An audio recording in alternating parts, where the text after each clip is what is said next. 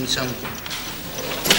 Turnir iştirakçıları iki qrupdan ibarət olub. A və B qrupları. A qrupunda nisbətən güclülər, B qrupunda isə zəiflər mübarizə aparıblar. Hər qrupda 30 şahmatçı iştirak edib. A qrupunda oğlanlar arasında birinci yerə 9 xalla Vüqar Rəsulov çıxıb. Kamil Kazımov ikinci, Toğrul Hüseynov isə üçüncü yerə sahib olub. Eyni qrupda qızlar arasında Fizzə Verdiyeva birinci, Saadət Qurbanova ikinci, Günay Məmmədova isə üçüncü yerə çıxıb.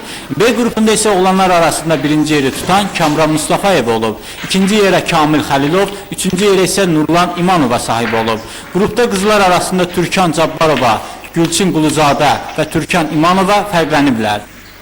Sonda direktor müavini Əşrəf Mehdiyev və baş məşqçi Asif Həsənov qaliblərə Şammat haqqında kitab və jurnallar veriblər. Gəncə şəhər Gənclər İdman və Turizm İdarəsinin diplomlarını təqdim ediblər. Vüsal Məmmədov, Mir Yunis Seyidzadə, Xəbər Plus.